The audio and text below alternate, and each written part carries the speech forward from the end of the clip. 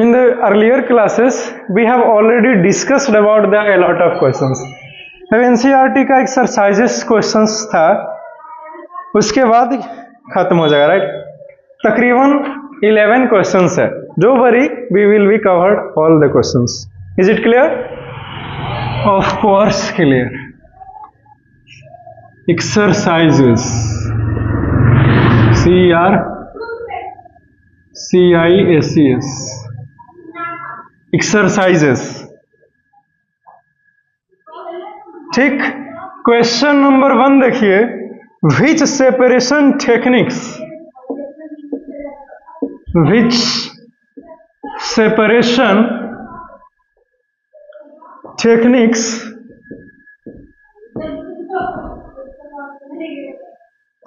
will you apply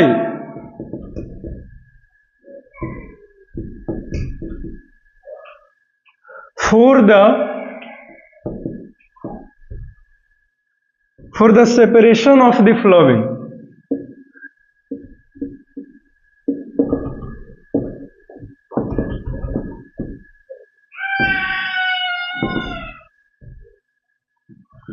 निम्नलिखित तकरीबन ए से लेकर के जे तक 10-11 अलग अलग मिक्सचर्स के बारे में डिस्कशन किया गया है। आपसे बस उसमें से ये पूछा कि आप कौन से मेथड से, कौन से तरीके से उसे अलग कर सकते हैं। तो अलग करने का तो हमने बहुत सारे तरीका बताया था जी, इसमें तो हम लोग मास्टर्स कर चुके हैं। तो समय आ गया है कि चीजों को देख करके समझ करके बता दें कि उसको कैसे अलग किया जाए। जैसे सबसे पहला देखो ए में, right, sodium chloride, just ignore the unnecessary extra sounds, clear? Chloride from its solution in water, clear? B में देखिए ammonium chloride,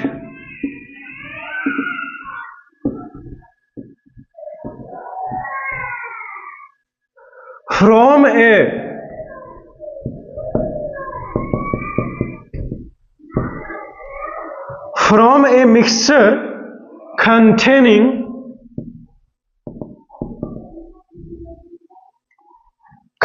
sodium chloride,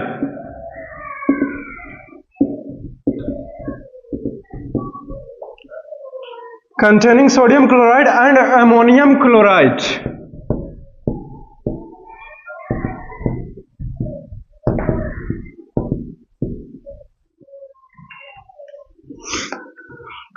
C में देखिए, अरे डो वरी, एनसीईआरटी के एक्सरसाइज क्वेश्चंस बहुत इजी है क्योंकि मैं हूं ना आपके पास, इसीलिए।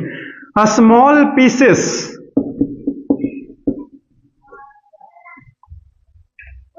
Of metal in the engine oil of a car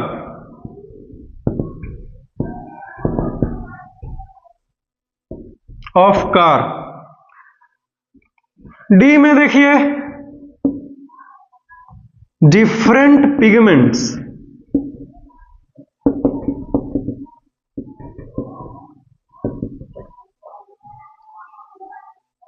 from N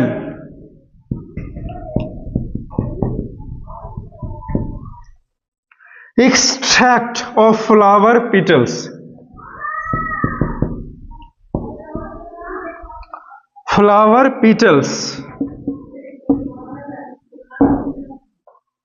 E में butter from milk,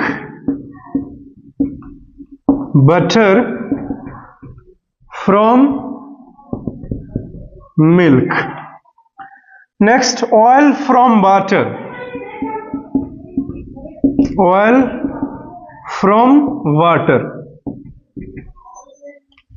F G में देखिए tea leaves from T,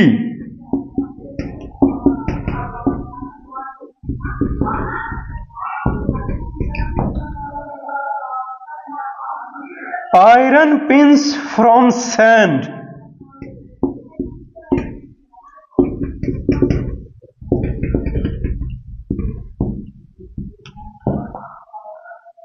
Wheat grains from husk. I.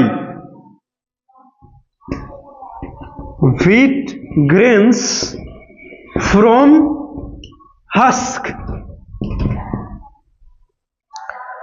Fine mud particles suspended in water.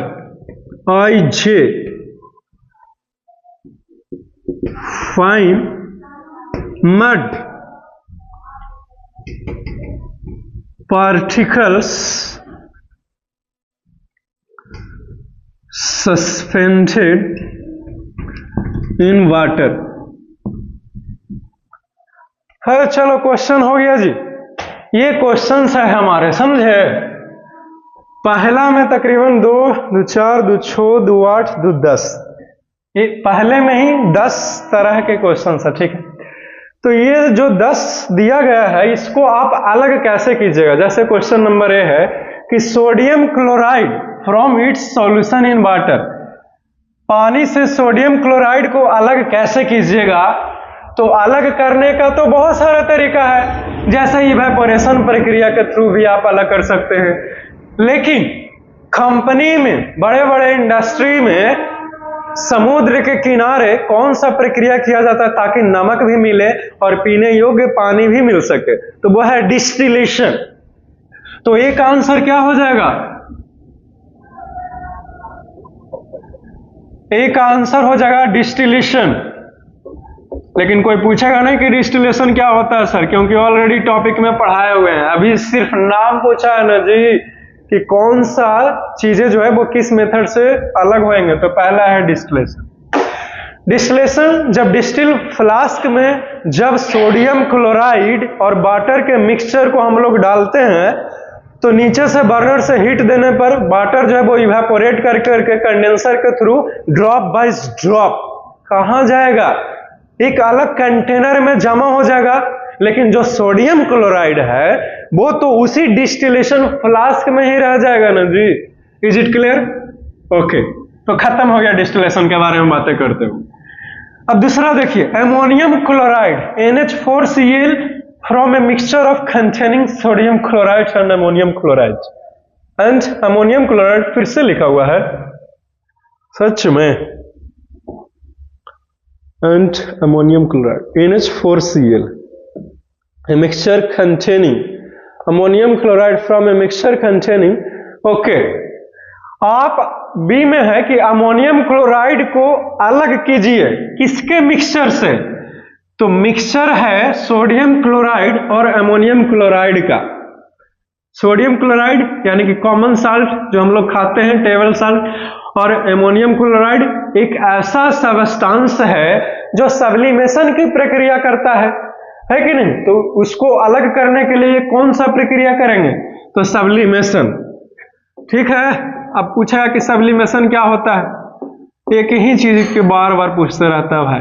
पहले chapter में पढ़ा था, ये तो फिर भी दूसरा चैप्टर है। सीधे सॉलिड से गैस में बदल जाना या फिर गैस से सीधे सॉलिड में बदल जाना, इसी को सब्लिमेशन कहते हैं। खत्म हो गया, ठीक।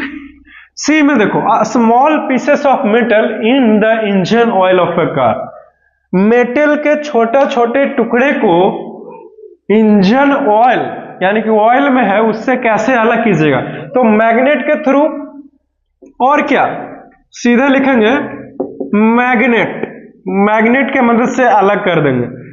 डी में देखो जी, छोटा छोटा क्वेश्चन है, ज्यादा टाइम नहीं लेना है।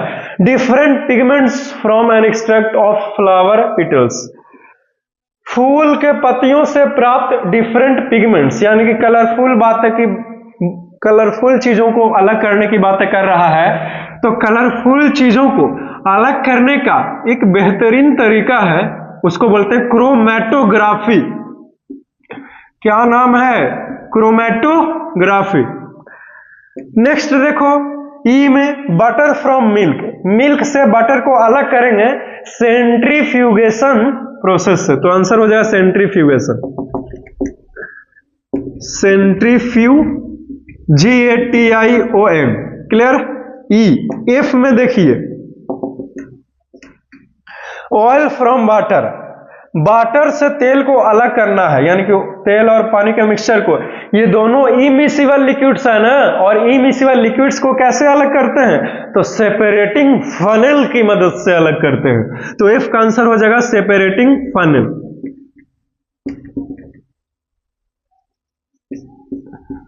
ठीक है, एफ। जी देखिए, टी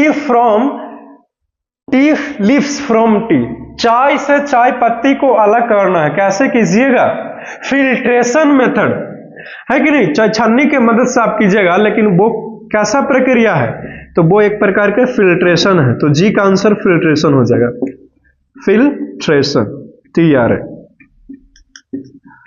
क्लियर है। एच में देखो, iron pins from sand, sand से आयरन को अलग करेंगे, वहां पे भी हमने मैग्नेट के मदद से ही अलग किया, यहां भी मैग्नेट से ही अलग होगा। ठीक है, एच का आंसर मैग्नेट हो जाएगा।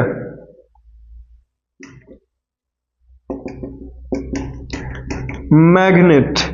Clear. I, wheat grains from husk, भूसे से गेहूं को अलग करना है, कैसे कीजिएगा, तो इसके लिए तो विनोविंग प्रक्रिया, शायद 9th क्लास के बायोलॉजी के पहला चैप्टर में ही विनोविंग वगैरह सबका इंफॉर्मेशन दिया हुआ है, और 8th क्लास के साइंस के भी पहला चैप्टर में विनोविंग के बारे में जिक्र है। तो ये विनोविंग क्या होता है, हिंदी में तो नहीं बता सकते लेकिन समझा सकते हैं।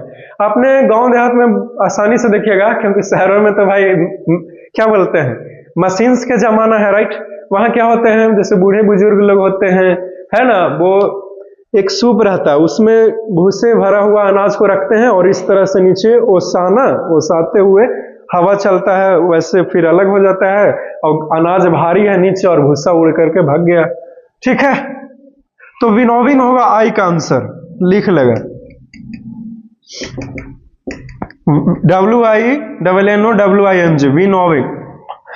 आई, जे में क्या है, फाइंड मड, फाइन होगा जी, छोटे छोटे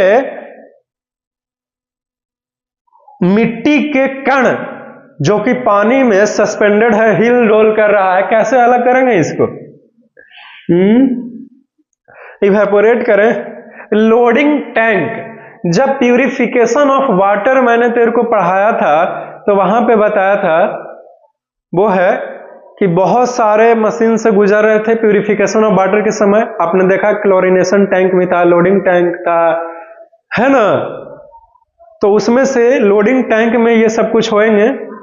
ठीक, एलम को ऐड किया जाएगा, एलम जैसे ही आप ऐड कीजिएगा, तो ये जो पार्टिकल्स छोटे छोटे मिट्टी के हैं, वो भारी होकर नीचे बैठ जाएगा, और पानी ऊपर ऊपर रहेंगे। इस प्रकार से पानी अलग कर सकते हैं, फिर बाद में फिल्टर करके।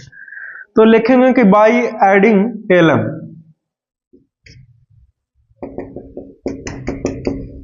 एलम के मदद से अलग करेंगे फाइन पार्टिकल्स जो कि सस्पेंडेड है बट है। चलो खत्म हो गया, इसको लिख लीजिए, फिर नेक्स्ट क्वेश्चन मूव करते हैं। लिख लिया, मिटा दे। नहीं लिखा तो इतनी देर से करता क्या है।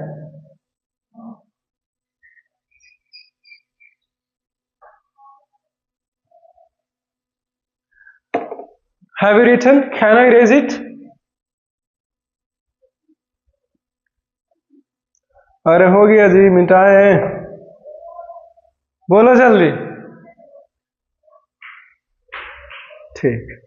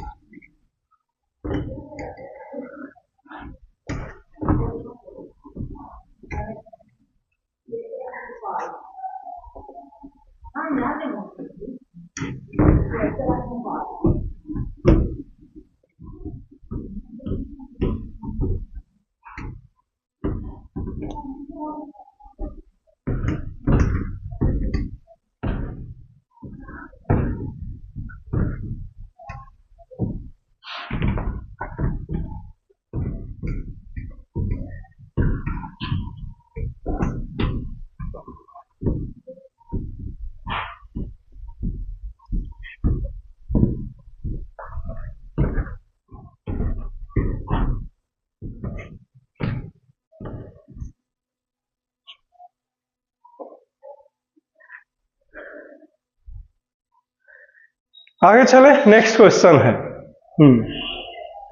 Question number 2। अरे यार, तो किसने मेरे को आवाजें दिया क्या? नहीं दिया तो बहुत बढ़िया, क्योंकि अब क्वेश्चन नंबर 2 लिखना चाहता हूं। Right the steps you would use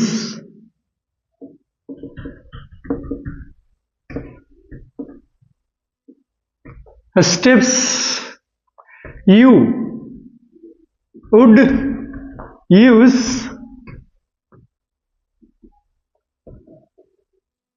for making tea.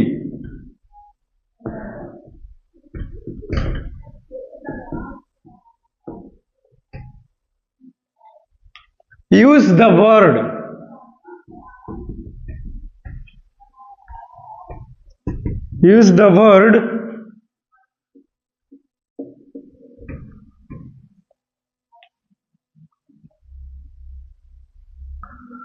solution, solvent,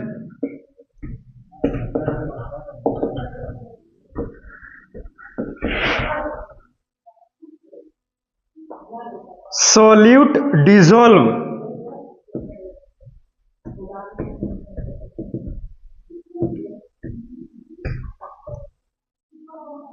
and dissolve, soluble,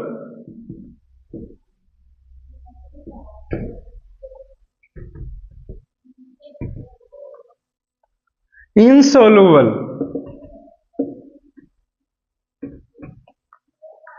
filtrate and residue.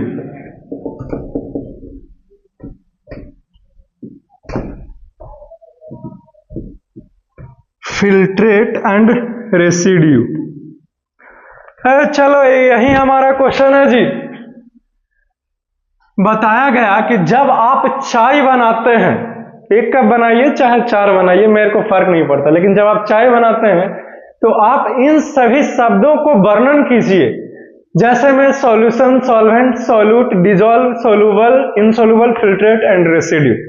वर्णन, ये मेरा मतलब है जिक्र ये करना है कि इन सब जो शब्द है वो उस चाय में क्या है जो इनसोलूबल है, और क्या है जिसको हमने सॉल्यूशन बोला, और क्या है जो फिल्ट्रेट है, मतलब कब क्या हमने किया, ये सब कुछ बताना है।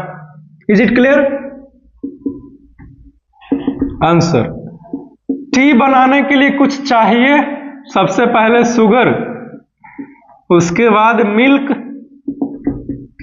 उसके बाद टी लीव्स, ओके, चाय छन्नी, टी स्ट्रेनर भी चाहिए नहीं, ओके, इतना सब कुछ चाहिए होता है। अब स्टार लगा करके लिखेगा।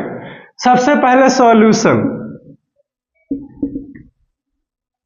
तो सॉल्यूशन क्या है? तो शुगर एंड मिल्क, ये तो सॉल्यूशन हो गया, ठीक है।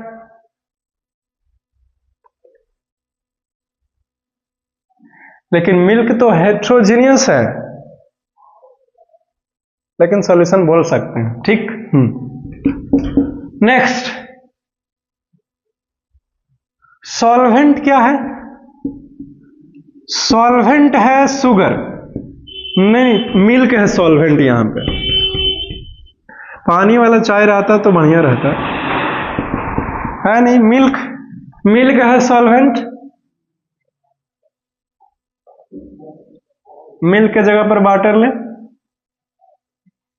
रहने दो। सॉल्यूट क्या है? कौन घुलने वाला है? तो शुगर घुलने वाला है, यह है सॉल्यूट। इनसॉल्युबल क्या है?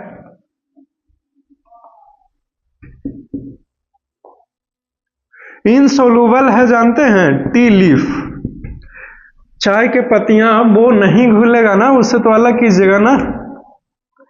फिल्ट्रेट क्या करेंगे? छानेंगे हम लोग किस चीज को?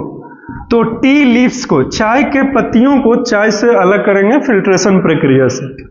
Is it clear? Next, residue क्या है? रह जाएगा क्या?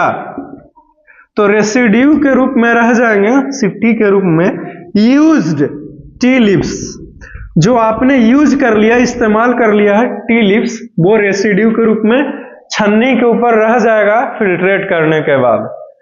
चलिए ये खत्म होता है, तो इस क्वेश्चन का आंसर खत्म होता है इसी के साथ। इसको लिख लीजिए, फिर नेक्स्ट क्वेश्चन में मूव करना। लिख लिया बेटा?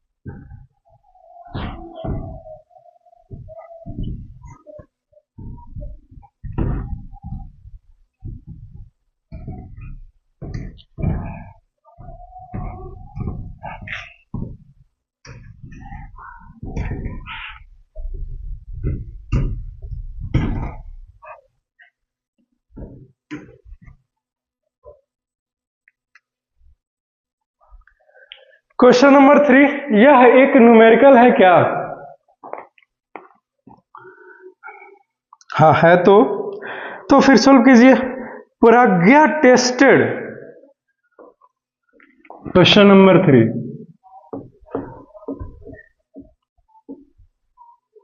प्रज्ञा tested the solubility of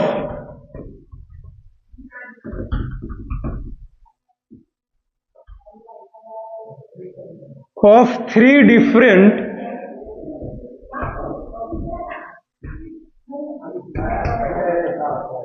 different substances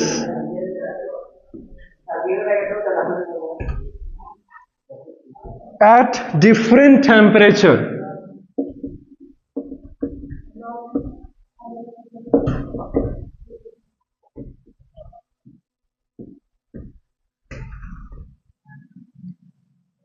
Different temperatures and collected the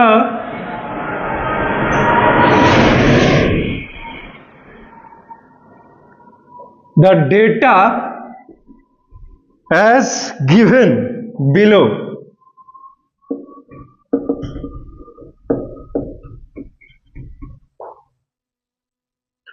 Results are given in the following table.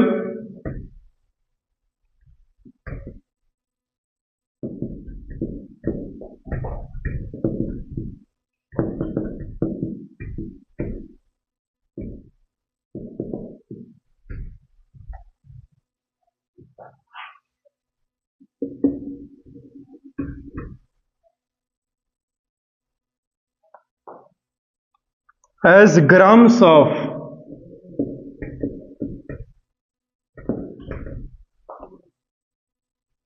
substance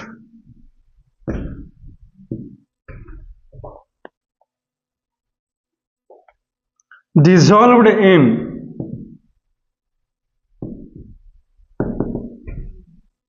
100 grams of water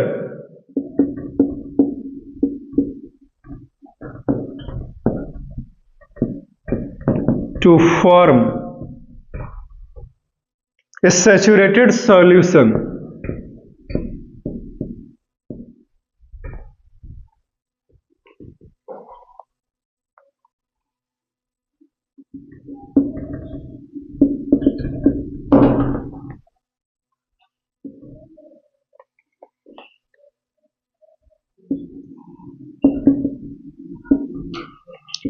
substance dissolved.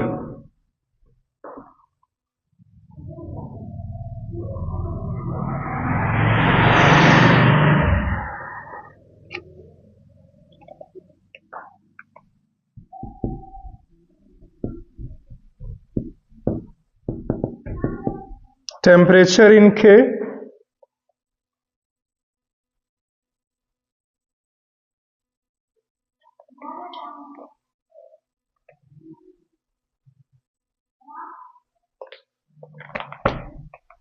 (283).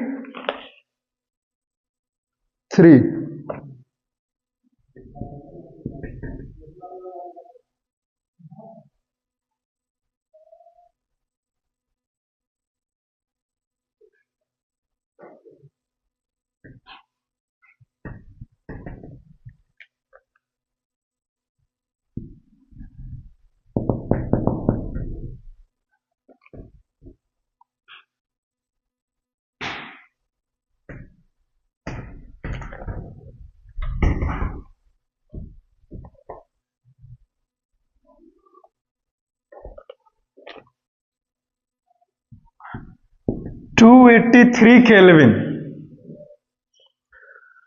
293 Kelvin, 313 Kelvin, 353 Kelvin। जो है जो यही है और कुछ है नहीं, ठीक है।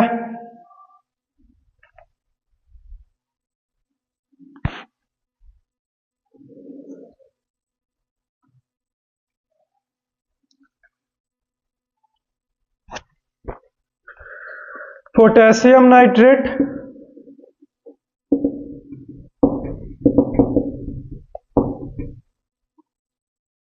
Sodium chloride,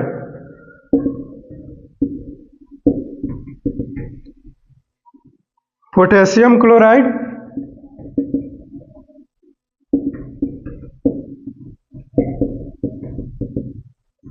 ammonium chloride,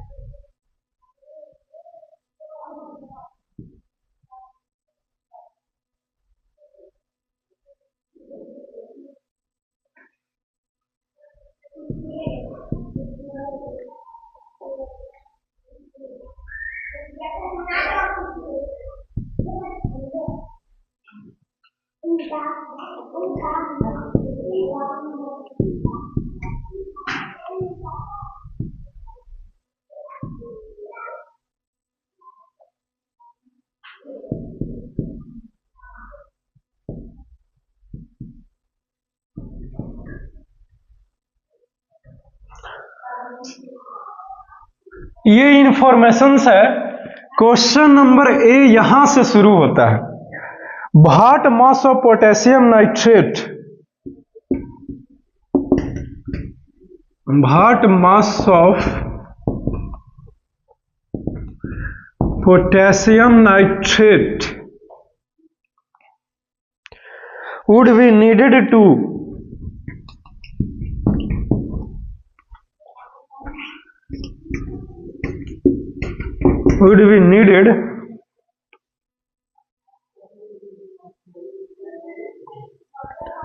to produce a saturated solution.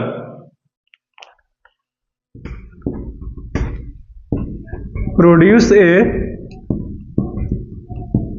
saturated solution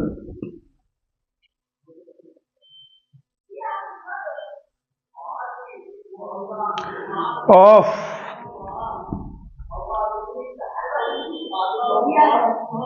potassium nitrate in 50 grams.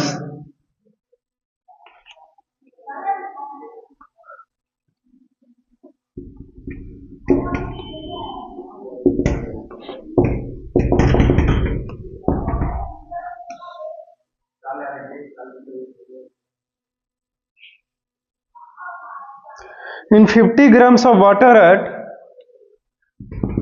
50 grams of water at 313 Kelvin. This is our questions, right? ABCD तकरीबन 4 क्वेश्चंस दिया हुआ है तीसरा में, ये सबसे ए नंबर में। ये इंफॉर्मेशन है प्रज्ञा ने कुछ किया है, और ये सारा का सारा जो डाटा है वो रिकॉर्ड किया गया है इसी स्टूडेंट के द्वारा। तो देखो क्वेश्चंस क्या समझो, इंफॉर्मेशन क्या है। Pragya tested the solubility of 3 different substances. 1 2 3, चौथा कहां से चला आया भाई? ये 3 ही दिया हुआ तो 4 कहां से आया?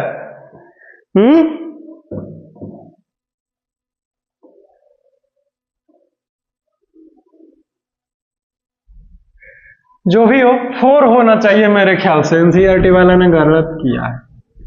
प्रज्ञा ने 4 अलग अलग वस्तुएं के सॉल्युबिलिटी को टेस्ट किया है, वो भी अलग अलग डिफरेंट टेम्परेचर्स पर, और उसने कुछ रिकॉर्ड किया, समझे। Results are given in the following table as grams of substances dissolved in 100 grams of water to form a saturated solutions। और उस प्रज्ञा के द्वारा 4 अलग अलग तरह के सब्सटेंसेस को जो टेस्ट किया गया एक्सपेरिमेंट में, उसे यहाँ पे लिखा गया है कि सॉल्युबिलिटी क्या है। जैसे फॉर एग्जांपल समझो, पोटेशियम नाइट्रेट 283 केल्विन पर 21 है, मतलब ग्राम में दिया हुआ है, समझे कि पोटेशियम नाइट्रेट को हम लोग 283 केल्विन वाटर का टेम्परेचर है, तो 21 ग्राम पोटेशियम नाइट्रेट हम लोग 100 ग्राम पानी में मिला सकते हैं, और मिला दिए तो वो एक सैचुरेटेड सॉल्यूशन बन जाएगा। क्लियर है? तो 283 केल्विन पर पोटेशियम नाइट्रेट का सॉल्युबिलिटी क्या हो जाएगा? 21 हो जाएगा। ठीक है, और ये जो टेम्परेचर्स है वो जाहिर सी बात है वाटर का दिया हुआ रहते हैं, तो 100 ग्राम पानी का टेम्परेचर अगर इतना है तो उसमें कितना पोटेशियम नाइट्रेट को मिला सकते हैं? तो 21 ग्राम। क्लियर? उसी प्रकार से 293 केल्विन पर दिया हुआ है, फिर 313 केल्विन पर, फिर 333 केल्विन पर, फिर 353 केल्विन पर। फिर उसी तरह से सोडियम क्लोराइड का सॉल्युबिलिटी दिया हुआ है। सोडियम क्लोराइड का सॉल्युबिलिटी 36 ग्राम। इसका मतलब समझते हैं कि 100 ग्राम पानी में 36 ग्राम सोडियम क्लोराइड यानी कि नमक को मिला दें तो वह एक सैचुरेटेड सॉल्यूशन बन जाएगा। उसी प्रकार से 293 केल्विन का दिया हुआ, 313 का, और फिर 333 का, और फिर 353 का, फिर पोटेशियम क्लोराइड का दिया हुआ और अमोनियम क्लोराइड का सॉल्युबिलिटी सब दिया हुआ। सॉल्युबिलिटी भी पढ़ाए हुए और अभी बता दिए। ठीक है, टेबल समझ में आ गया जी? Very good. अब क्वेश्चन नंबर ए क्या है, इसको देखो। What mass of potassium nitrate would be needed to produce a saturated solution of potassium nitrate in 50 grams of water at 313 kelvin पर। क्वेश्चन है हमारा कि पोटेशियम नाइट्रेट कितना चाहिए हमें, पोटेशियम नाइट्रेट, ताकि 50 ग्राम पानी में मिलाएं तो वो सैचुरेटेड सॉल्यूशन बन जाए। 50 ग्राम पानी जिसका टेम्परेचर है केल्विन स्केल पर 313, तो उसमें कितना पोटेशियम नाइट्रेट को मिलाया जा सकता है ज्यादा से ज्यादा, ताकि वो एक सैचुरेटेड सॉल्यूशन बन जाए। ये हमारा क्वेश्चन है। सबसे पहले तो पता लगाएंगे इस टेबल से कि पोटेशियम नाइट्रेट 313 केल्विन पर उसका सॉल्युबिलिटी क्या है, ये हम लोग पता लगाएंगे। तो 313 केल्विन वाला ये है, पोटेशियम नाइट्रेट ये रहा, तो 62 है। 313 केल्विन पर पोटेशियम नाइट्रेट का सोल्युबिलिटी 62 ग्राम है, 62 ग्राम। और ये जो सोल्युबिलिटी दिया हुआ रहता है वो 100 ग्राम पानी के लिए रहता है जी, है कि नहीं?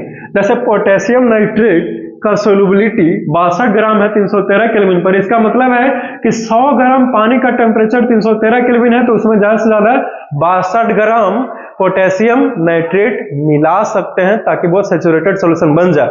और यहाँ पे पानी दिया गया है क्वेश्चन नंबर ए में 50 ग्राम। इसका मतलब है कि इस 62 का आधा करेंगे तो हमें पोटेशियम नाइट्रेट कितना मिलाना है 50 ग्राम पानी में, वो मिल जाएगा, क्योंकि ये 100 ग्राम पानी में सॉल्युबिलिटी दिया हुआ है ना जी। अब पूछा कितना है 50 ग्राम, तो 62 का आधा करेंगे ना, कितना होगा 1 गुना 2 2 और 3 दूनी 6, यानी कि 31 ग्राम। चलो खत्म हो गया जी, एक आंसर 31 ग्राम होगा। तो पोटेशियम नाइट्रेट कितना चाहिए 31 ग्राम। आंसर कैसे आया मैंने आपको बोल के समझा दिया, वो वर्ड में लिखने की कोई जरूरत आया नहीं, माइंड में कैलकुलेट करके सीधे यहां पे लिखेगा, छोटा सा आंसर है। Is it clear? ओके, आगे चले क्वेश्चन नंबर बी। मिटाएं ए को, सबको पता चल गया? नहीं चल गया तो इतनी देरी से कर कुछ ही रहा था। समझने पर ध्यान देगा, नहीं तो बहुते कूदते हैं। समझ गया ना? हो गया?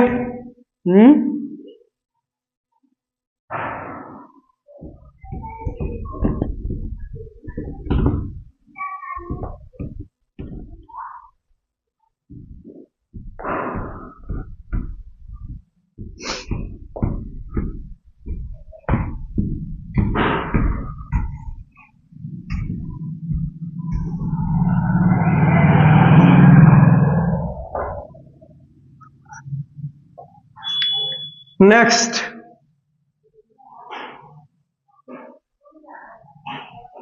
क्वेश्चन नंबर बी, डी तक है, don't worry, we will be finished all.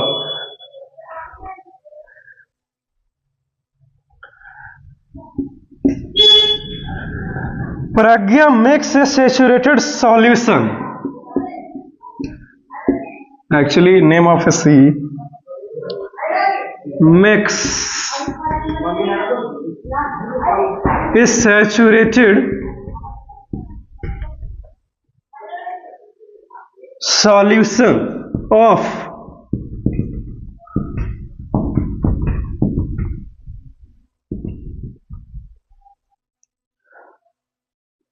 potassium chloride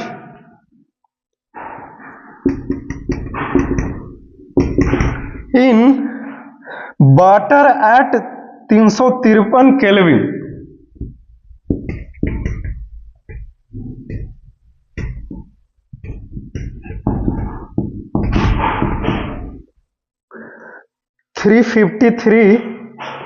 Kelvin and leaves the solution to cool, and leaves the solution to cool at room temperature. Solution to cool.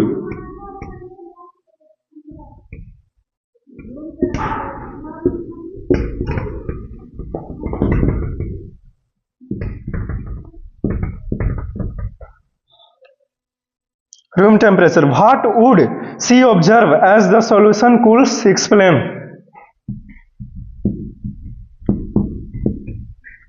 Would she observe as the solution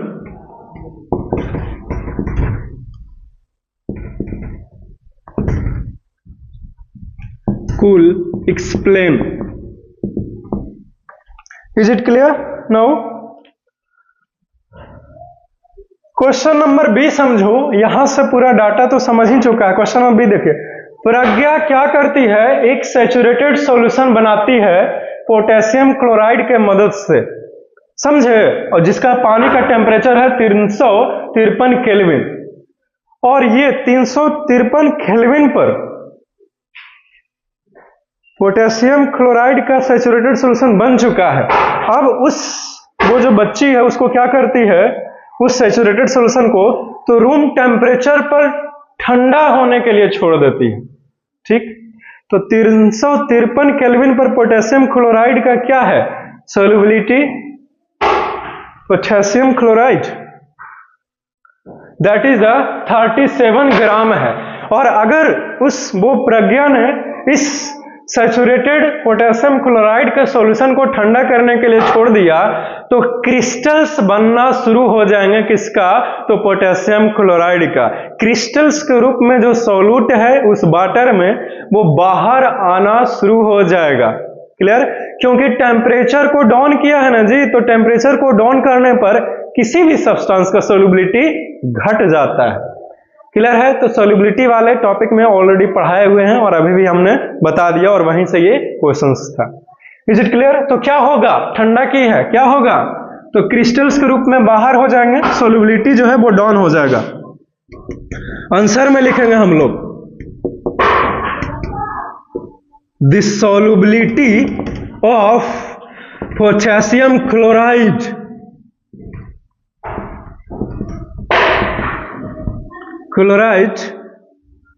is reduced घट जाएगा और hence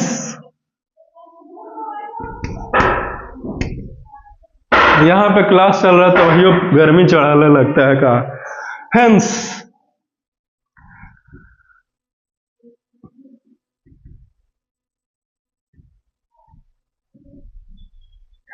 क्या हो जाएगा बोलिए, ख्याल है? The crystals of sodium potassium chloride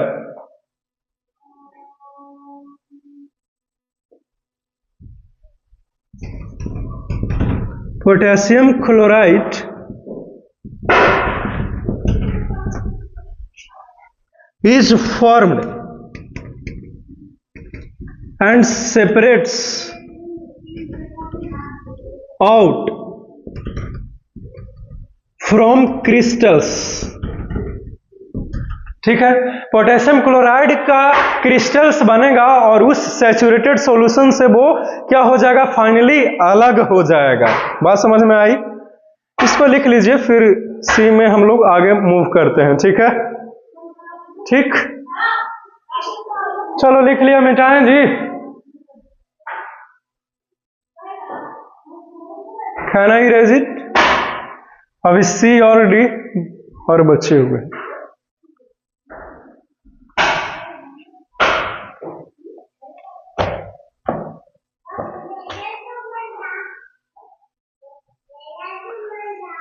There are the most different types of the people which are available in our local society, and you want to be able to tell that persons to don't do the unnecessary things because they are useless. You know? Any problem? And do you have any suggestions for me?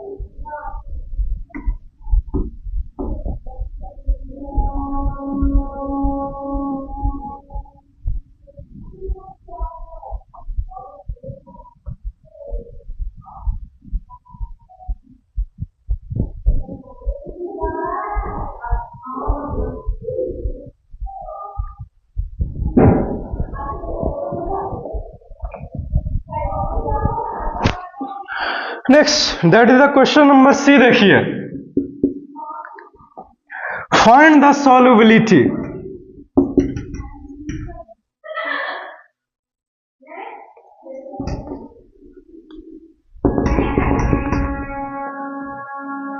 of each salt at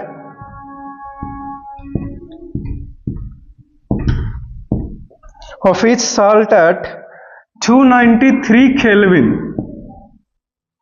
which salt has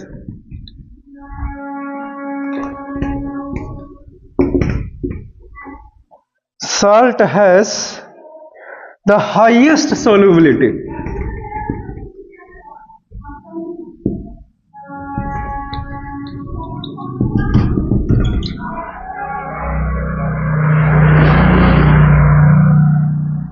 At this temperature,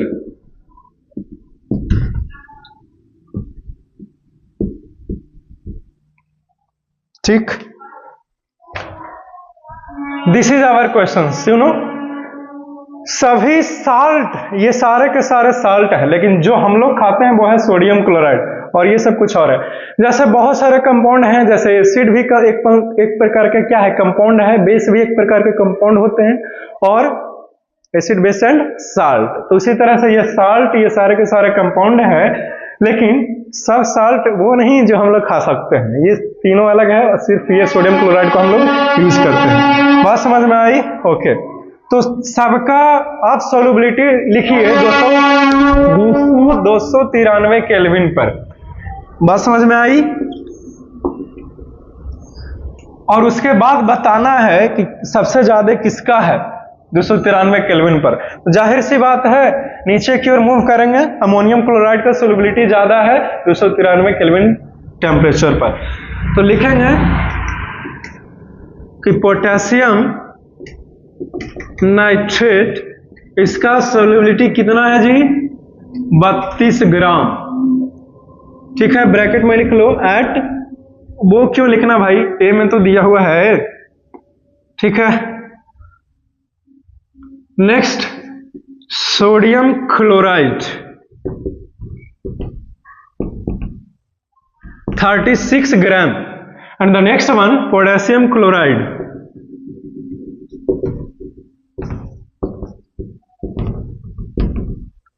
and this is the 35 gram, and the last one, that is the ammonium chloride। कितना है बोलिए? 37 ग्राम। लिखेंगे hence, या फिर clearly भी लिख सकते हो, आउट ऑफ गिवन साल्ट, जितना भी दिया गया है सब में से अमोनियम क्लोराइड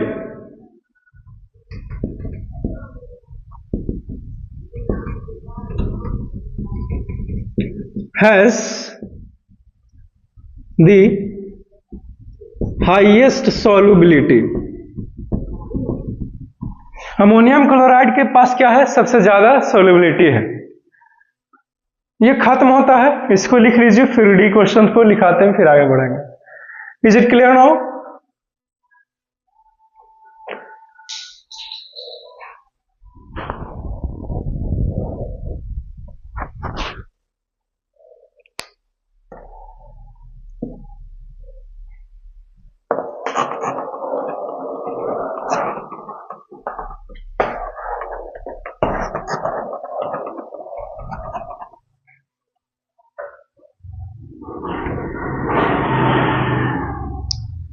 सी को मिटाया ना जी।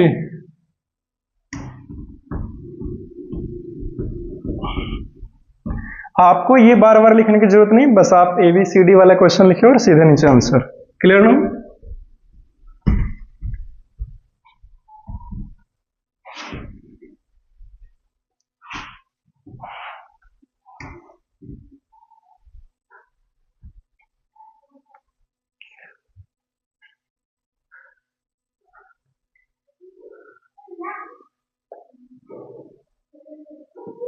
This one or this one?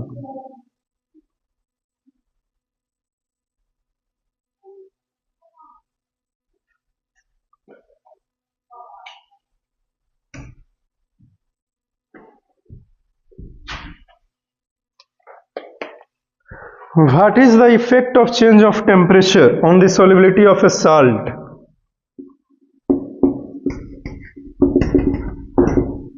What is the effect of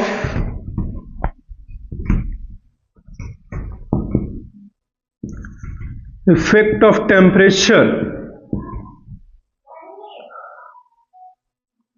on the solubility of a salt.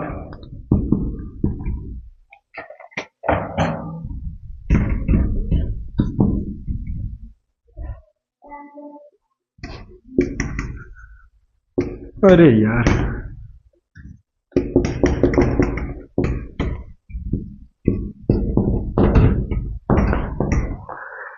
ये क्वेश्चन है, टेम्परेचर पर क्या प्रभाव पड़ा, टेम्परेचर का क्या प्रभाव है साल्ट के सोल्युबिलिटी के ऊपर। तो आप देख ही रहे हो कि जैसे जैसे टेम्परेचर बढ़ाया गया है सोल्युबिलिटी बढ़ते गया है। क्यों? क्योंकि टेम्परेचर जब सॉलिड सोल्यूट रहता है तब टेम्परेचर बढ़ाने से बढ़ता चला जाता है और सारे के सारे सॉलिड सोल्यूट है। और इस टेबल से भी तो स्पष्ट है, तो लिखेंगे कि ऑन इंक्रीजिंग टेम्परेचर, किसको बढ़ाना है? टेम्परेचर को। देन तब क्या हो जाएगा? तो solubility इज इंक्रीज्ड, टेम्परेचर बढ़ाए है ना, तो solubility जो है वो इंक्रीज कर जाएगा। बात समझ में आई? टेम्परेचर इंक्रीज करने पर solubility इंक्रीज करते हैं।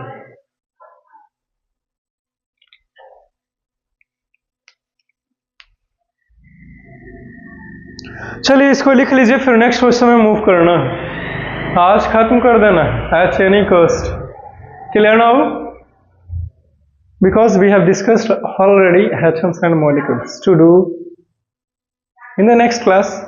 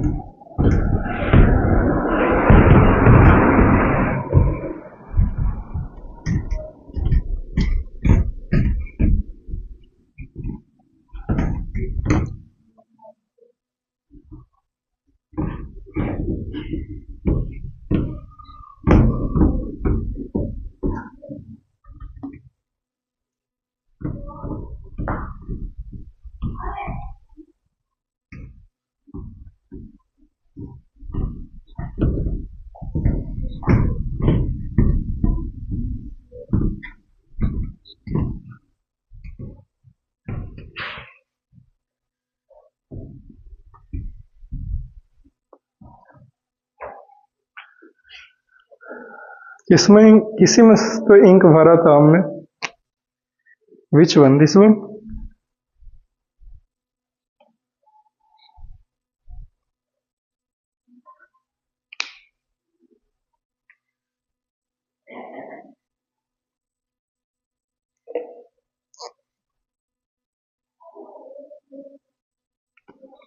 Not this one. Of course, this one.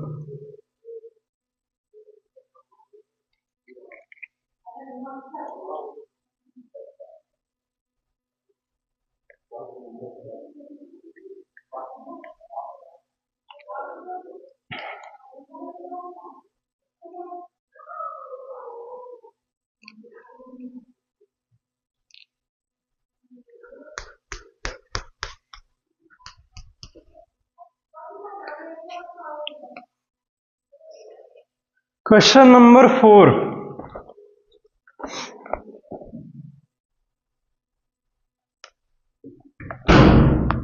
Explain the following giving examples.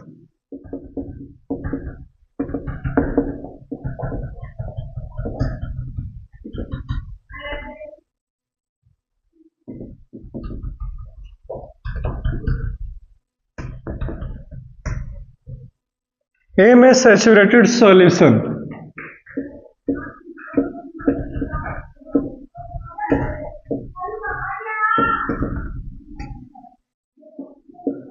B में है प्योर सब्सटेंस,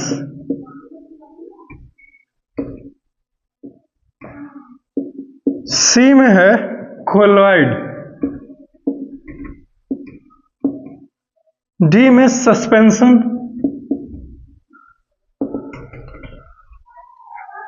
ये क्वेश्चन है हमारा जी। चारों को saturated solution, pure substance, colloid और सस्पेंशन क्या होता है इसका डिफिनेशन लिखते हुए एक एक एग्जांपल दे देना है, कहानी खत्म हो गया क्वेश्चन का। तो आओ चलो ऐसे शुरुआत करते हैं, ऑलरेडी पढ़ाए हुए हैं सारे के सारे। सैचुरेटेड सॉल्यूशन क्या होता है? सॉल्यूशन, ऐसा कोई भी दुनिया का सॉल्यूशन इन विच, जिसमें no more solute can be dissolved, can be dissolved, लेकिन कैसे? At a given temperature.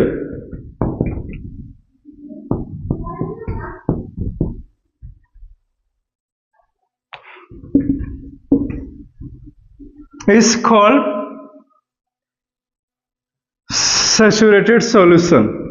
तो उसको हम लोग क्या कहते हैं? सैचुरेटेड सॉल्यूशन बोलते हैं। बात समझ में आई? जैसे फॉर एग्जाम्पल तकरीबन हम लोग 36 ग्राम सोडियम क्लोराइड को मिला सकते हैं 21 डिग्री टेम्परेचर्स पर या 20 डिग्री तापमान पर। देखो इसके पहले वाले क्वेश्चंस में भी दिया हुआ है, तीसरे में आंसर है, तीसरे क्वेश्चंस के से ही इस क्वेश्चन का आंसर लिखा जा सकता है, समझे? जैसे फॉर एग्जांपल 283 का मतलब हुआ ना 20 से 21 डिग्री सेल्सियस।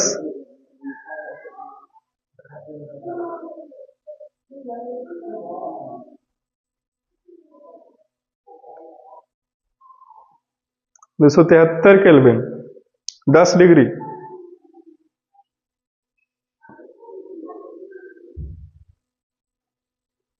दो 293 पर भी उतना ही। Okay, I am right, actually I am always right, नहीं? For example 36 gram of NaCl can be dissolved in 100 gram of water at 20 degree Celsius. चलो खत्म हो गया। तो 20 ग्राम 36 ग्राम NaCl को मिला सकते हैं 100 ग्राम पानी में, जिसका टेम्परेचर 20 ग्राम है, तो ये सैचुरेटेड सॉल्यूशन बन जाएगा। एग्जांपल के साथ, डिफिनेशन के साथ खत्म हो गया। सैचुरेटेड सॉल्यूशन क्या होता है? तो वैसा कोई भी दुनिया का सॉल्यूशन जिसमें और सॉल्यूट को आप नहीं मिला सकते हैं, समझे? तो उसको सैचुरेटेड सॉल्यूशन कहते हैं। मिलाएंगे तो क्या होगा सर? तो वैसे ही बेकार रह जाएगा, नहीं मिलेगा। खत्म हो गया, क्लियर है? लेकिन टेम्परेचर फिक्स्ड होना चाहिए, ठीक? बी का आंसर देखिए, प्योर सब्सटेंस पूछा है। प्योर सब्सटेंस क्या होता है? तो जो ऐसा दुनिया का कोई भी वस्तु जो सिर्फ और सिर्फ एक ही तरह के मैटर से या फिर एक ही पार्टिकल से बना हुआ है, उसको हम लोग प्योर सब्सटेंस कहते हैं। जैसे में एलिमेंट कंपाउंड, शुगर भी वो भी है, कंपाउंड ही है। सुक्रोज, शुगर का फॉर्मूला क्या होता है? Sucrose C12H22O11। सुक्रोज का ये केमिकल फॉर्मूला है, लिखेंगे। दोज सब्सटेंस, आप ए सब्सटेंस से भी शुरू कर सकते थे। Those substance which are made up of only one particle, only one kind of particles,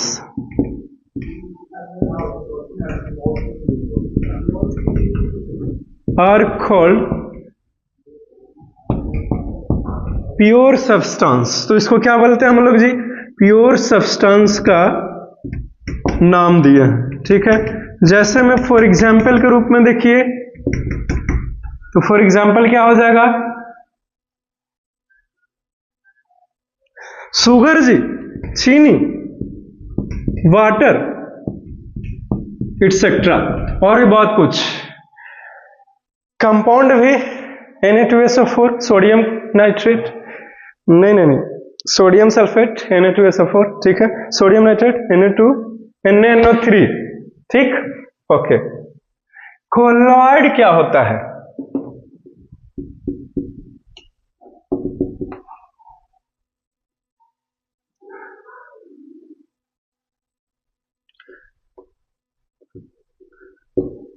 Colloid is a type of heterogeneous mixture। इतना भी लिख दिया, खत्म हो गया कोलॉइड के बारे में। बट आगे लिख दो, but seems to be homogeneous। Colloid है हेट्रोजेनियस मिक्सचर, लेकिन ये होमोजेनियस का नकल करता है कि नहीं? एग्जाम्पल बोलिएगा। ब्लड, मिल्क, है ना, मिल्क लिख लो, सबसे बढ़िया एग्जाम्पल है। ब्लड भी हो जाएगा जी, चलो एटसेट्रा, खत्म हो गया। नेक्स्ट सस्पेंशन के बारे में, मेरे पास तो स्पेस रहा नहीं, इसीलिए सस्पेंशन यहां से लिखना शुरू करना चाहूंगा। मेरा मतलब है डी। क्या होता है सस्पेंशन?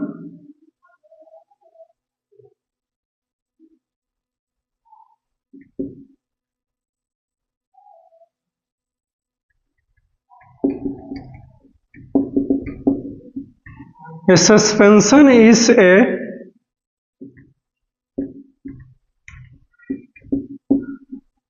heterogeneous, सस्पेंशन एक हेट्रोजीनियस मिक्सचर है, इन विच वन, जिसमें वन पार्टिकल्स आर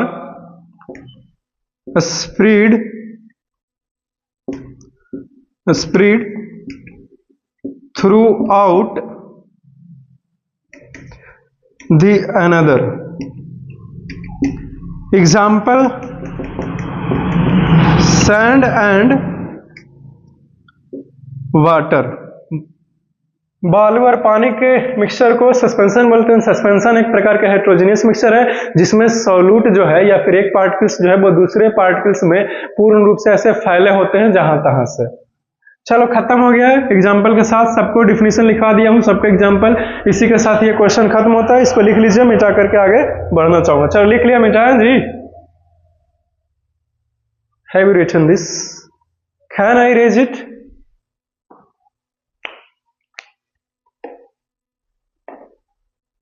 मैं तो मिटाऊंगा अब।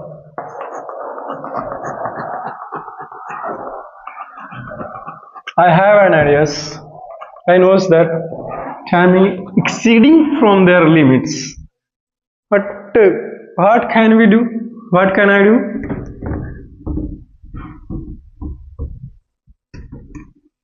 You don't want to cover the more questions or the next questions? So we can leave now. But do you think is it helpful for you?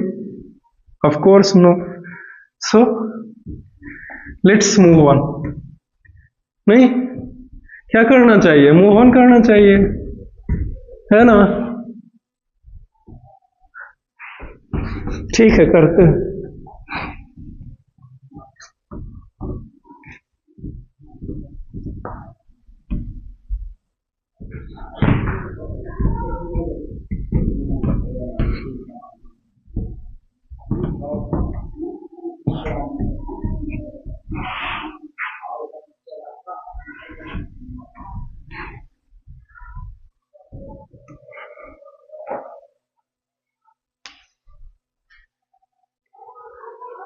Next questions number 5.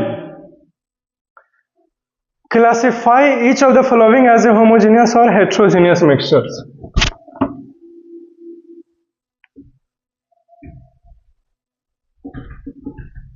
Classify each, एक minute चल रहा है ना जी।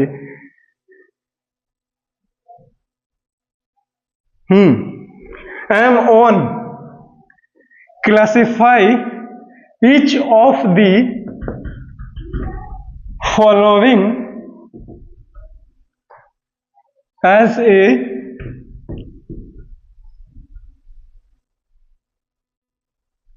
homogeneous or heterogeneous mixture।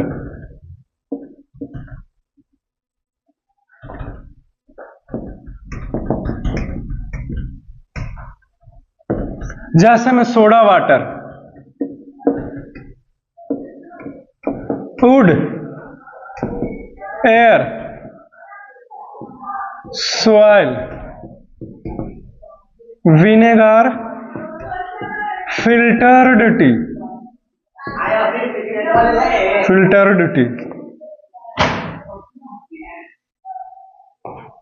Soda water और would और air और soil, vinegar और filter T, ये सारे के सारे किस तरह के मिक्सचर से? सोडा वाटर किसका मिक्सचर है बोलिए?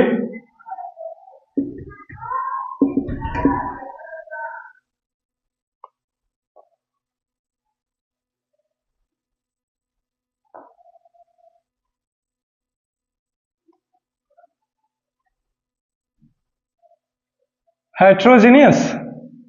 एक तरफ हम लोग होमोजीनियस लिखते हैं, ठीक,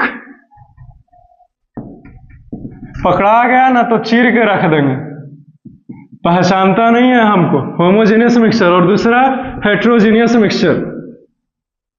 हम हड्डियां तोड़ना भी जानते हैं और जोड़ना भी। हाथ लग ना जाए गलती से, वरना चीर के रख दूंगा। होमोजेनियस मेरे को डिस्टर्ब करने वाले। होमोजेनियस मिक्सचर्स क्या है? मतलब कुछ मिक्सचर्स का नाम दिया हुआ 2, दूध 4 और दूध 6, इसमें से कौन होमोजेनियस हो सकता? सॉइल तो गारंटी है हेट्रोजीनियस। सबसे पहले लिखो आंख बंद करके सॉइल। और क्या? फिल्टर टी पक्का होमोजेनियस नहीं है, ये तो हेट्रोजीनियस मिक्सचर है। वुड, एयर, सोडा वाटर क्या है? ये तो मेरे ख्याल से ये होमोजेनियस लगता नहीं। एयर तो होमोजेनियस है।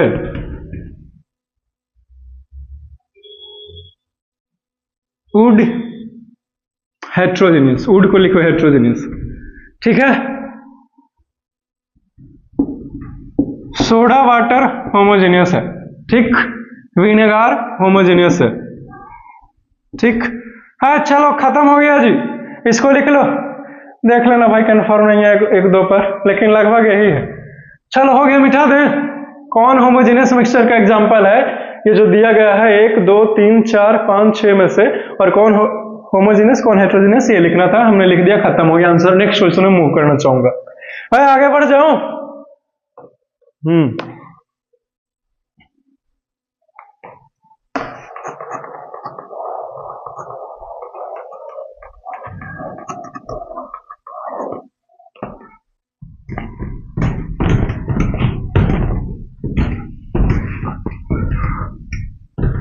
अगर ही आए कुछ कमेंट करने तब बताते हैं, तब यही डायलॉग बोलूंगा कि धरा न जमे, वरना यहीं के कब्र सजाया जाएगा।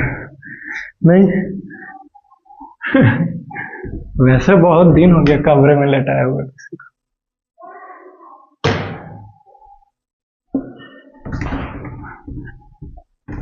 वो गाना नहीं सुना आपने, नायक नहीं खलनायक हूं मैं।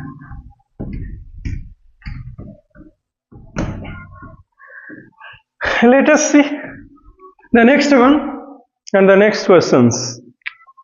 Are you ready? Because I am on. Question number 6 है, how would you confirm that a colorless liquid given to you is pure water? Okay.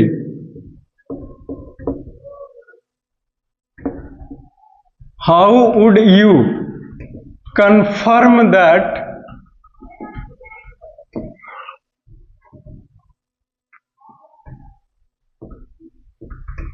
a colorless liquid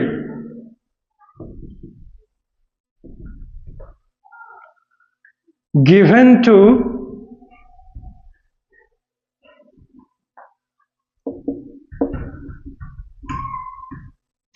you is pure water.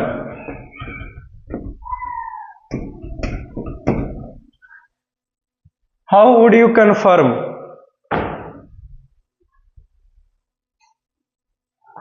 आप कैसे confirm करेंगे कि जो दिया हुआ liquid है वो प्योर वाटर ही है? याद है आपको, मैंने आपको ऐसा पढ़ाया था कि आपको 2 गिलास दिया गया है, दोनों में लिक्विड ही है, लेकिन एक में ऐसा वाटर है जिसमें कुछ ना कुछ मिलाया गया है और दूसरे में प्योर वाटर। आप कैसे पता लगाइएगा कि कौन प्योर वाटर है? याद आता है कुछ? इवेपोरेट करेंगे, है कि नहीं? जो पूर्ण रूप से बिना कुछ रहे गिलास में बचे, पूरा का पूरा पानी इवेपोरेट कर जाए, बाष्प बन के उड़ करके खत्म हो जाए, वो प्योर वाटर था, ठीक है? और एक प्योर वाटर है, दूसरा तो गारंटी है ना कि वो मिक्सचर है। तो कैसे पता लगाएंगे? तो इवेपोरेट कर देंगे, जो उड़ गया वो प्योर वाटर था, समझे? जो कंप्लीट पूर्ण रूप से इवेपोरेट कर जाए, that glass water will be the pure water. Clear now? On evaporation,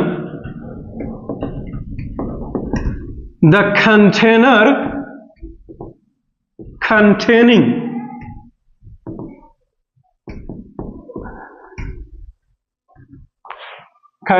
pure water will evaporates completely.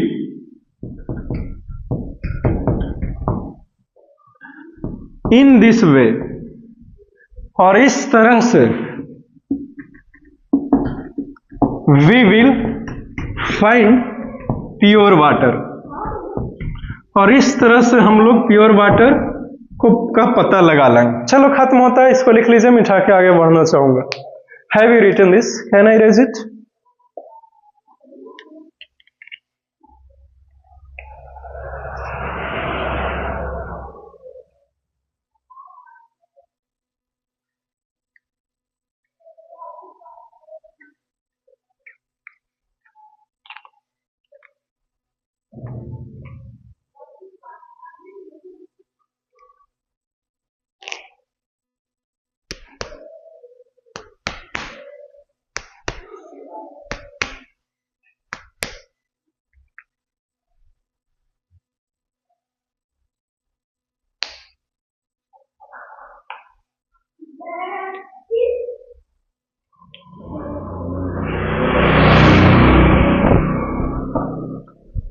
Question number 7 move करें।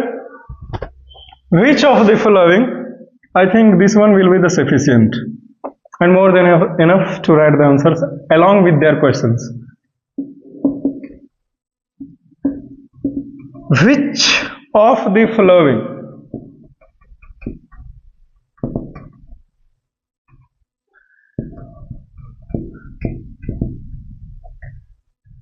materials fall in the category of a pure substance?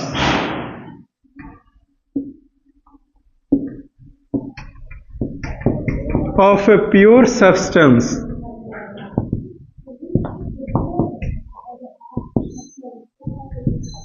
निम्नलिखित कुछ वस्तुएं का नाम दिया हुआ, आपको बस ये बताना है कि कौन प्योर सब्सटेंस के कैटेगरी में आता है। ठीक, जैसे ए में है आइस, बी में है मिल्क, सी में है आयरन, डी में है, वो तो लाइन से है, मैं ऐसे लिख रहा हूं ताकि स्पेस बचे। देखिए, hydrochloric acid,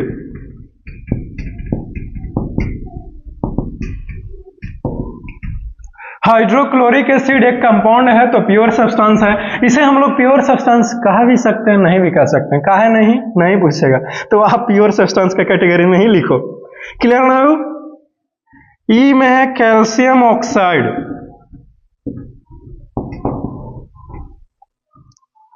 mercury brick would, एक मिनट, ऐसे थोड़े। एफ में है mercury, F G brick, H would, H में है वुड, I एयर।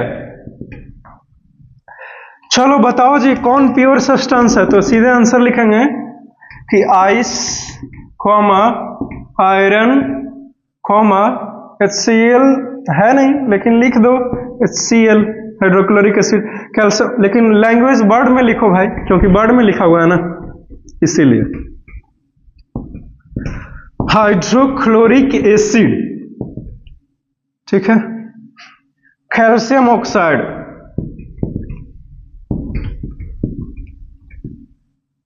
और क्या है, मरकरी, मरकरी। ब्रिक नहीं होगा, वुड नहीं होगा, एयर नहीं होगा। Are the pure substance. देख लेना, हाइड्रोक्लोरिक एसिड को कुछ कुछ बुक लिखता भी है, नहीं भी लिखता, लेकिन अगर ये नहीं है तो फिर कैल्शियम ऑक्साइड भी नहीं होगा, है कि नहीं? तो ऐसा नहीं। चलो इतना सारा का सारा प्योर सब्सटेंस है, और जो नहीं लिखा हूं वो इम्प्योर सब्सटेंस है। इसी के साथ साथ ये क्वेश्चंस का आंसर खत्म होता है। क्वेश्चन नंबर 7 खत्म हो गया, मिटा करके क्वेश्चन नंबर 8, फिर 9 मूव करूंगा, फिर 10, 11। चलो, have you written this? Can I erase it? लिख लिया ना? कुछ पूछना तो नहीं ही रहता है आप लोगों को? बढ़िया, सुनते जाओ।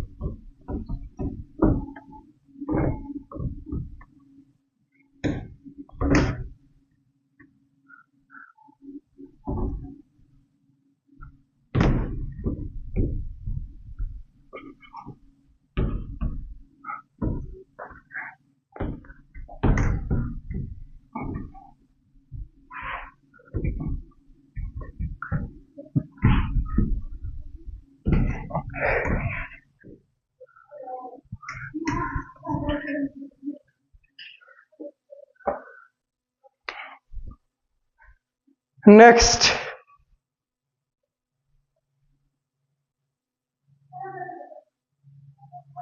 क्वेश्चन नंबर 7 खत्म होते हैं।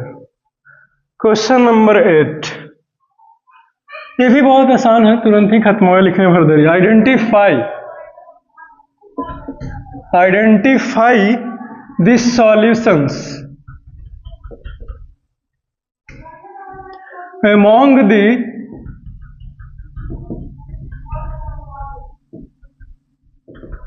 following mixtures। निम्नलिखित मिक्सचर्स में से आपको बताना है कि कौन सॉल्यूशन है। जैसे में ए में दिया हुआ है जी सॉइल, बी में है सी वाटर, सी में है एयर, डी में कोयला, और ई में है सोडा वाटर। चलो, ये पांचों में से कौन सॉल्यूशन है? This is our question.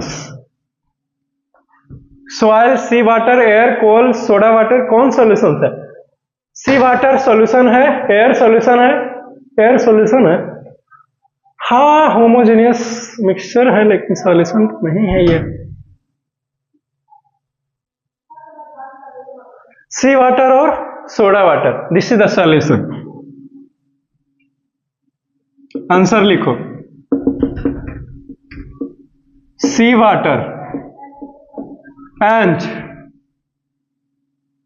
Homogeneous mixture तो बोलेंगे यार को, लेकिन सॉल्यूशन कैसे बोल सकते हैं? नहीं बोल सकते हैं। एंड हटा दो, सीधी सीधी बात है, कॉमा दीजिए और लिखिए सोडा वाटर।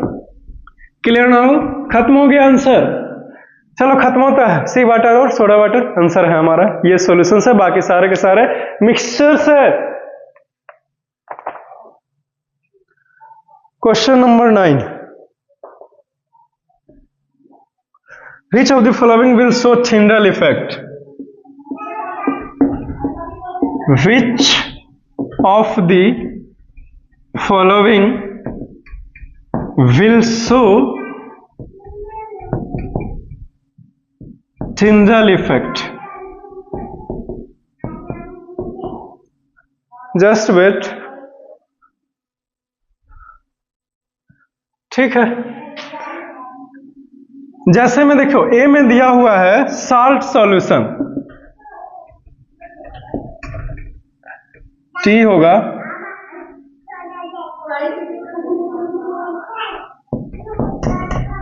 बी में मिल्क है, सी में कॉपर सल्फेट सॉल्यूशन,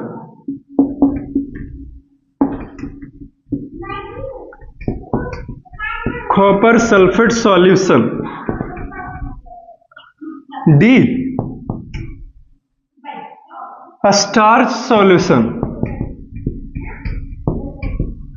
आपको तो पता ही है कि सस्पेंशन और कोलॉइड ही थिंडल इफेक्ट को शो करता है, लेकिन सिर्फ और सिर्फ थिंडल इफेक्ट की बातें कर रहा है, तो यहां पे सिर्फ स्टार्च सॉल्यूशन होगा, क्योंकि कॉपर सल्फेट सॉल्यूशन तो ऐसा कर ही नहीं सकता है।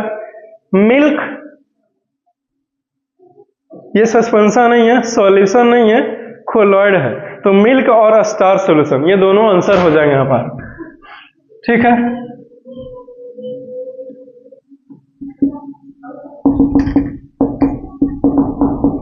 मिल्क एंड स्टार्च सॉल्यूशन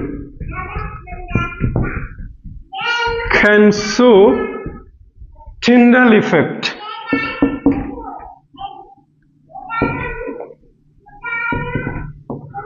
ठीक है, याद रहेगी बात, दूध और स्टार्च सॉल्यूशन जो है वो ये टिंडल इफेक्ट करेगा, बाकी ये नहीं कर सकता साल्ट सॉल्यूशन, क्योंकि ये होमोजेनियस मिक्सचर है, और कॉपर सल्फेट सॉल्यूशन भी ऐसा नहीं कर सकता क्योंकि ये भी होमोजेनियस मिक्सचर है।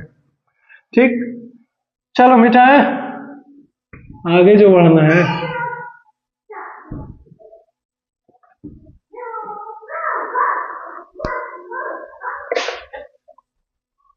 अरे लिख लिया जी।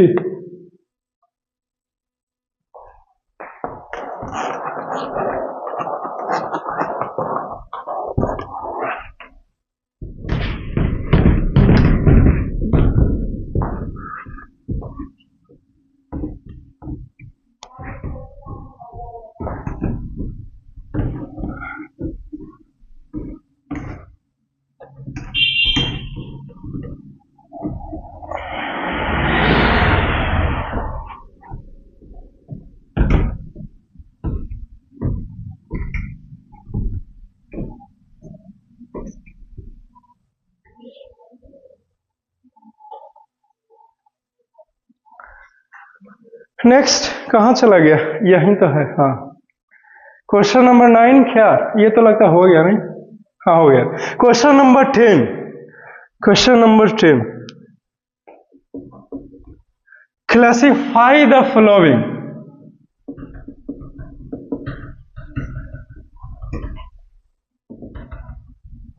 Classify the following into elements, compounds and mixtures। ठीक, ए में सोडियम, बी में सॉइल, सी में शुगर सॉल्यूशन,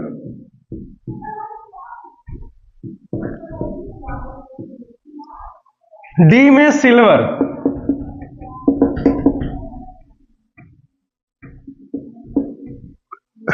ई में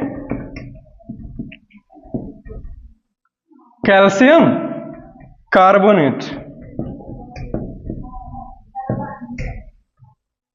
एफ में टिन है, एफ जी सिलिकॉन। चलो यही हमारा क्वेश्चन है जी, आपसे बस पूछा है कि जो निम्नलिखित लिखा हुआ कुछ मैटर का नाम है ना, वो आपको बताना है कि कौन एलिमेंट है, कौन कंपाउंड है और कौन मिक्सचर है। लो भाई, इतना आसान क्वेश्चन। कुछ करना है, एक तरफ एलिमेंट का कॉलम बनाओ और बीच में कंपाउंड लिखो और किनारे में मिक्सचर्स लिखिए। चलो लिख लिया, तो अब तीनों को डिवाइड करो बीच से। अगर डिवाइड कर दिया तो इस तरह से घेर लीजिए और ऊपर से भी घेर लीजिए। चलो एलिमेंट कौन है? सोडियम एलिमेंट है, खत्म हो गया आंसर। और एलिमेंट कोई है? सोडियम शुगर सोल्यूशन नहीं, सिल्वर एलिमेंट है। सिल्वर। टीन एलिमेंट है, सिलिकॉन एलिमेंट है। चलो खत्म हो गया। एलिमेंट कौन था? यही चारों है और कोई है नहीं। कंपाउंड कौन है इसमें से?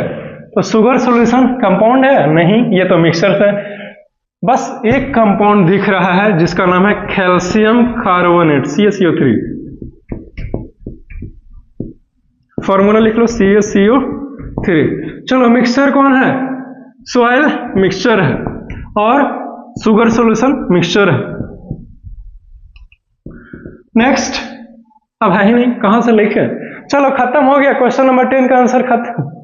ठीक, last question, question number 11। Have you written this? Can I erase it? और लिखा हुआ था ना जी, H भी है, FgH। H में है कोल। कोल क्या हो जाएंगे? Compound element. मिक्सचर, कोल मिक्सचर है। ठीक। Air, HI। I में है एयर दिया हुआ, I के बाद है J। नहीं, एयर क्या है? मिक्सचर है। और क्या? किसका मिक्सचर है? गैसों का मिक्सचर है। बहुत सोचता है, इतना नहीं सोचना। J में सॉप। सॉप क्या है? मिक्सचर है ये।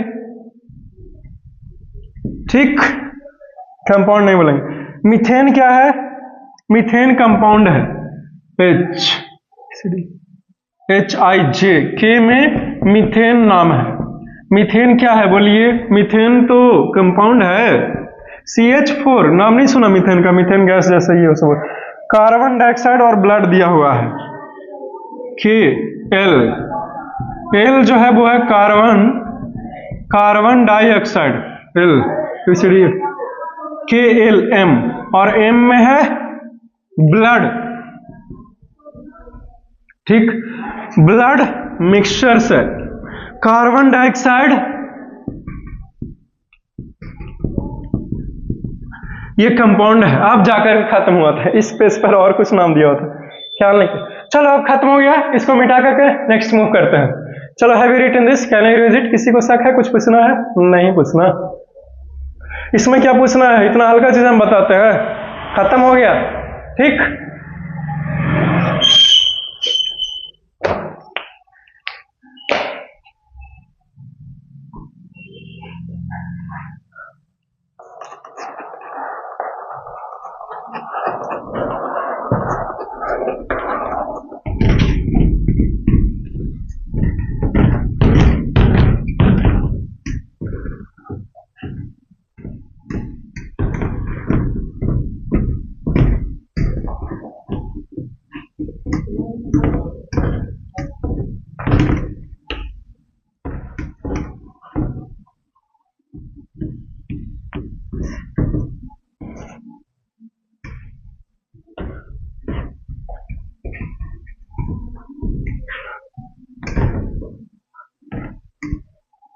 आगे चले, नेक्स्ट क्वेश्चंस की बातें करें ना।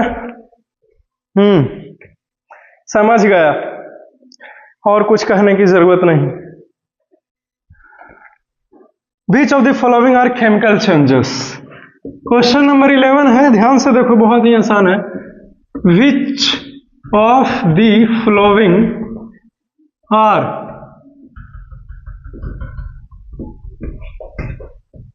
Don't worry, this is the sound of our whiteboard. Chemical changes. कौन जो है वो केमिकल चेंज है? तो ए में growth of a plant, growth of plant chemical change है जी। Rusting of iron,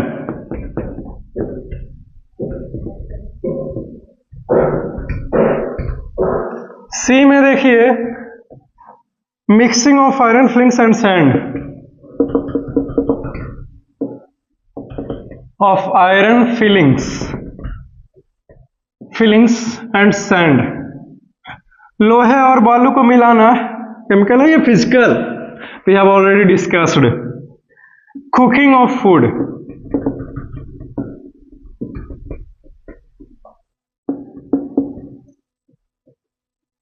digestion of food,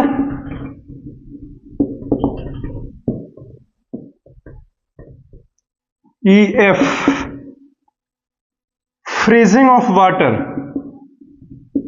ये तो पक्का फिजिकल चेंज है, इसमें क्या सोचना। HFG, okay. Burning of a candle,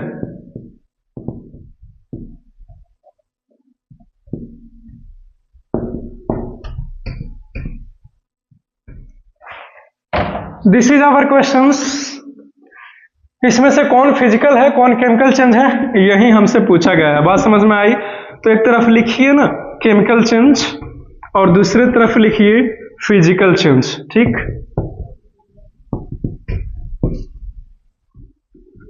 इस तरह से कॉलम बनाओ, इसको लपेट दो, घेर दो, मेरा मतलब है, और इस तरह से नीचे लाइनिंग और इस तरह से बीच से डिवाइडिंग, लाइनिंग एंड डिवाइडिंग। कौन है बोलिए केमिकल चेंज कौन? Rusting of iron, this is the chemical change, rusting of iron. क्या ग्रोथ ऑफ ए प्लांट ये केमिकल चेंज है या फिजिकल चेंज है? प्लांट का बढ़ना मेरे ख्याल से तो केमिकल होना चाहिए, बट शक है कि फिजिकल होगा।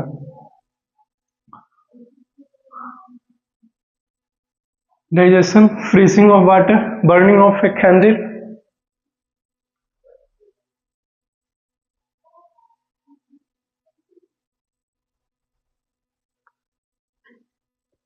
रस्टिंग ऑफ आयरन, ये तो confirm.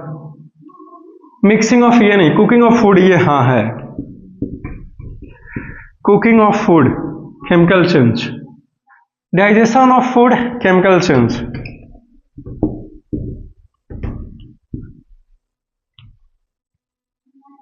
Freezing of water, burning of a candle,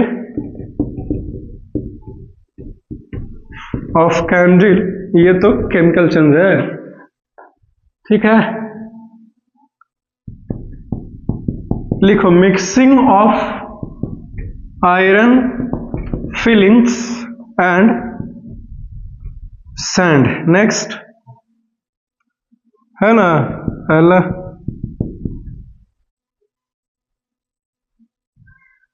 freezing of water,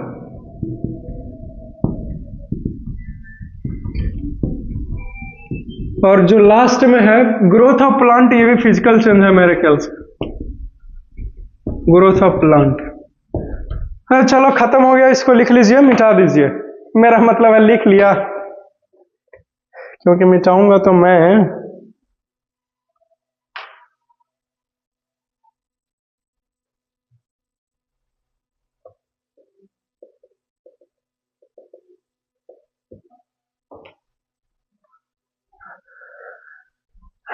growth of plant ये नहीं हो सकता, ये इस तरफ होगा। We have checked right now, ठीक। चलिए, ये केमिकल चेंज है और वो फिजिकल चेंज है। तो mixing of iron filings and sand और freezing of water, this is the physical change. और rusting of iron, cooking of food, digestion of food, burning of candle, growth of plant, ये सारे के सारे chemical change है, क्योंकि एक बार हो गया हमेशा के लिए हो गया, तो वो that is the chemical change. और फिजिकल चेंज जो एक बार हुआ ठीक किया जा सकता है, इसीलिए वो फिजिकल चेंज है। आपको पता है जो आयरन फिलिंग्स है और सैंड है, दोनों को अलग कर सकते हैं, ठीक कर सकते हैं मैग्नेट की मदद से। Physical change, freezing of water, पानी को जमा दिया, नया चीज क्या बना? कुछ भी नहीं, क्योंकि वापस से पिघला करके वाटर बना सकते हैं, इसीलिए वो फिजिकल चेंज है। रस्टिंग, जंग लग गया, खराब हो गया, नया चीज बना है जो जंग लगल है। भोजन को पका दिए, नई चीजें बना, इसीलिए ये केमिकल चेंज है। डाइजेशन, ये बहुत सारे एंजाइम्स वगैरह सब कार्य करता है ना जी, इसीलिए ये केमिकल चेंज है। बर्निंग ऑफ कैंडल, कैंडल को जला देगा, खत्म हो जाएगा और धुआं बन जाएगा हीट में, ये सब में। तो ये केमिकल चेंज है। ग्रोथ, प्लांट अगर बढ़ गया हमेशा के लिए ठीक नहीं हो सकता। ठीक, चलिए हैव यू रिटन दिस। तो इसी के साथ is matter around us pure के सारे चैप्टर, सारे टॉपिक खत्म हो गए। अब इस चैप्टर में हम लोग दोबारा कभी नहीं मुलाकात करेंगे, क्योंकि we have already covered everything else.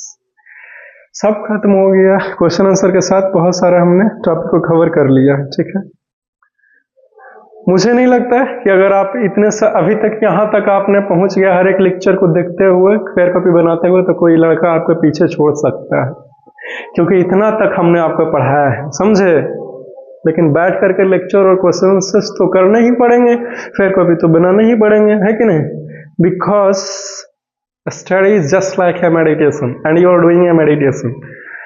क्योंकि पढ़ाई लिखाई एक प्रकार का तपस्या है जो सबसे नहीं हो सकता, लेकिन you are doing, so you are the best. ठीक है, which the best, you are the best. मेरा क्या है, हम तो बुरे भी हैं अच्छे भी हैं, है कि नहीं? तो आप बेस्ट रहिए, समझे। तो इतना सारा कुछ अगर जो कुछ भी पढ़ाया इस चैप्टर में, इस मैटर अराउंड अस प्योर में, ठीक है, इतना सब कुछ कर लिया, तो this is the more than enough and nobody will ever going to leave you. आपको कोई पीछे नहीं छोड़ने वाला इस चैप्टर में, चाहे क्वेश्चन आंसर रहे, चाहे कोई भी टॉपिक रहे। इतना तक हमने आपको पढ़ाया है, समझ गए? ठीक है, फिर अब नए चैप्टर्स में मिलेंगे, एटम्स एंड मॉलिक्यूल्स केमिस्ट्री के। इसमें तो नहीं, खत्म हो गया है। See you soon in the next class and for that you must wait. Have a nice day, enjoy your day, take care.